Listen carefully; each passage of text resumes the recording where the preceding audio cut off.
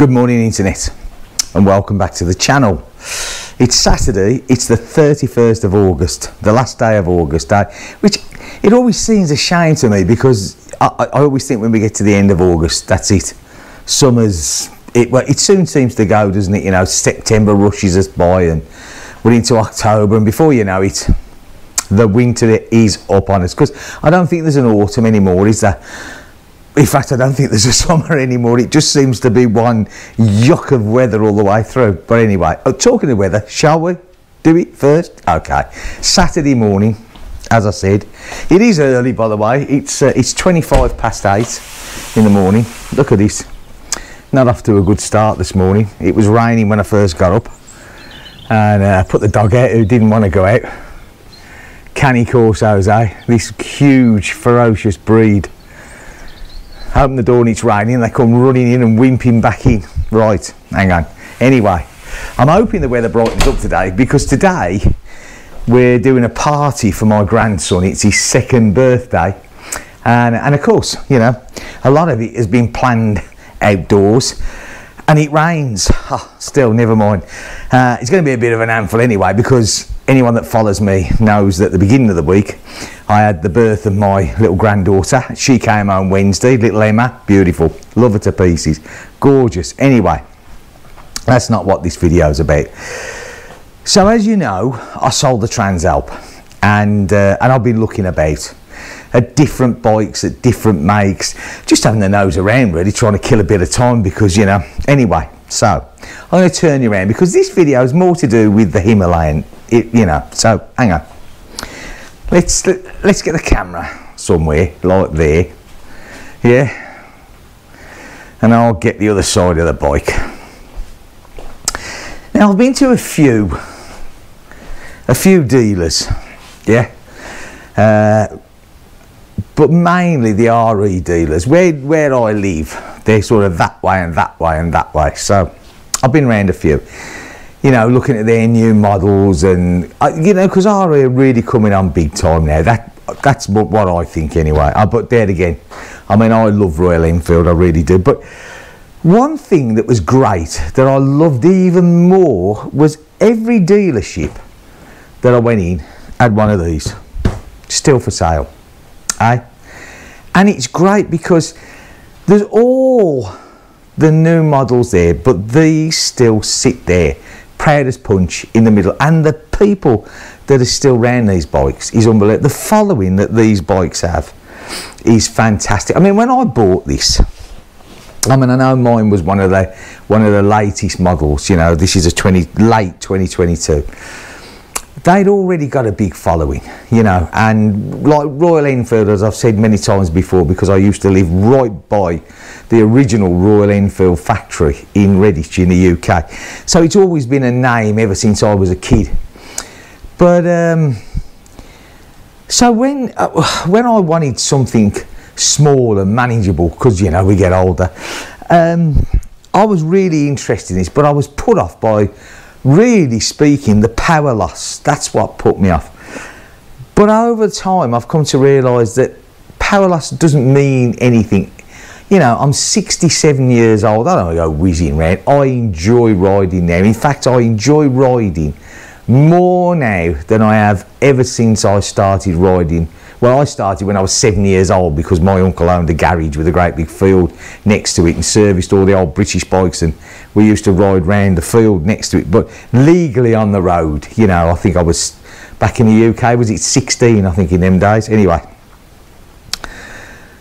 So this bike, to me, the following, the interest, the thousands of people around the planet that own these bikes is unbelievable. And I really truly think that Royal Enfield have made a mistake stopping production of this bike. Again, that's me, and again, I've said it before, I don't suppose Royal Enfield give a hoot of what I think, but I think these bikes will become an icon. I really do. You know, people love these bikes for lots of different reasons. Yes, okay, if you purely want this as an off-roading bike, there's lighter bikes than this, because it does weigh in a bit heavy, you know, a bit like the owner.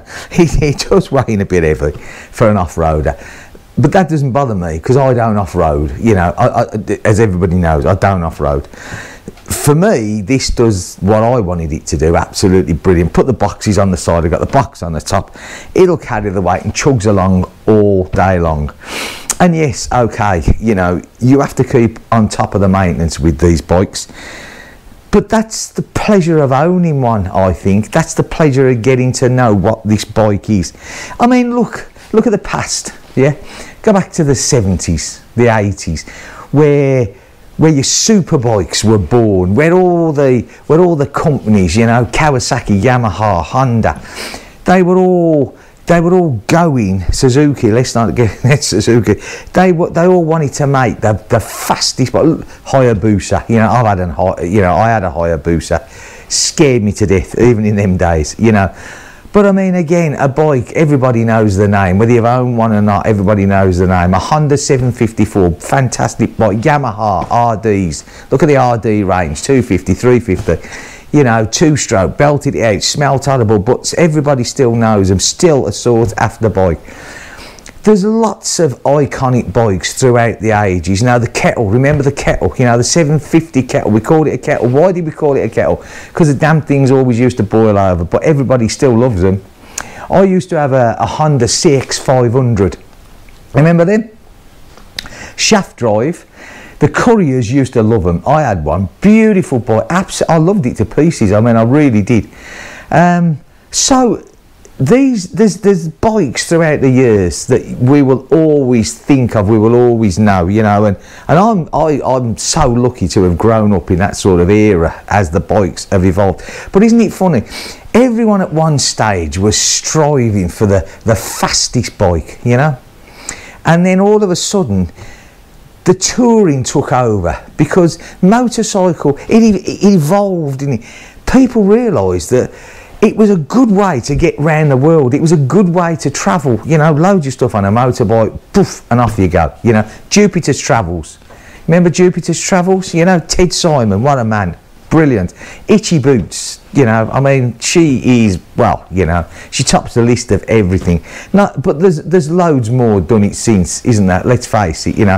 Lavi and Ollie just gone, you know, round the world, and they're just, it's endless. So again, the trend of motorcycles changed, and it's this sort of bike now, the semi off-road, the trial riding bike. And I think these will go down in 20-30 years time. People will still own these bikes, people will still be on about these bikes, people will still love these bikes. I just think they're that sort of bike. I think Royal Enfield with these have got something, and I'm sure they don't really care about it right now because they're looking to the future. What, you know, they're trying to get their hand in the market, and obviously as a manufacturer, why not? But I think they've already got an icon in this bike. I love this bike, you know. I would never ever get rid of this bike. People buy them and moan about them, you know, they're too slow, they're too that. We all do our little bits. I've done bits to this, you know. I've changed the air filter, I've changed the rear sprocket. Some people go further, you know, they replace the cam, they replace the tappets, they do all sorts to these bikes. And again, it's a personal thing, isn't it? It's your bike, do what you want with it. But at the end of the day, there's simplicity. You just get on, you ride them. Yes, they might clang and clout a little bit. They're not water cooled. You hear everything that goes on. It hasn't got that protective jacket around it, you know. But they take you where you want to go, and I think that's great. Anyway, so I have made a decision on the bike that I'm going to have. I've looked. It is an RE. There's no two ways about it, you know. But it's not going to be yet. I've got a busy September coming up, and I can't be bothered with, there's more important things to be bothering with at the moment. So it's going to be October, late October probably, but I know which model I'm going to have. So you'll all have to just wait and see, won't you? Hey? It's as simple as that. I'm not revealing anything else. But I was pleasantly surprised like I said, at all the dealerships, to see this bike standing there proud amongst all the other ones. And yeah, for me, that was really good. And the people that were still, you know, talking about it, looking at it and wanting to know, you know, there's huge interest in these bikes still. And again, I just feel so sorry that RE stopped producing it, you know. Obviously they had their reasons, and like I said, they probably don't want to know mine, but yeah, for me, I love this bike. I absolutely love this bike.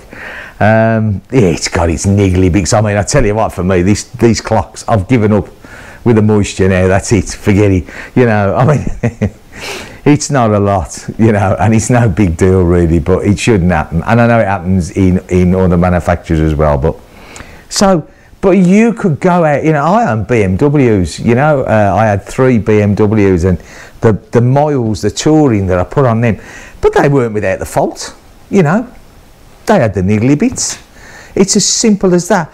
There's not a bike on the planet that you'll buy and say, you know what, this is absolutely spot on perfect. It's not going to happen. And, you know, some bikes, some manufacturers or particular models get more haters. RE seems to have far more than its fair share of haters, and I wonder why that would be. You know, maybe people should take a good hard look, you know, at what they do produce, you know, and stop being so nitpicking all the time. But anyway, right. So that's my thought on this. I reckon this is the icon of the future. I really do. We're going to be talking about this bike for some years. I bet you this bike outdoes me. I bet this bike is still chugging along when I ain't no more. Anyway, right. So I hope the weather where you are is better than where it's looking where I am. Although I'd say for the UK and certainly all the top of France, there's a nasty weather front coming in, which doesn't look very nice at all for next week. Have a good weekend. There's plenty of time to enjoy it. Like I said, it's just gone 8:30. Just a little video of this, but I just had to say this because it's heart grabbing in it. Anyway, enjoy yourselves. Have a good weekend. Take care. If you're out on your bike, ride safe. If you're doing anything else, ride safe. Pete, Sarah, have a great time. Hope to see you. Take care of yourselves, everybody. Catch you in the next video. Bye for now.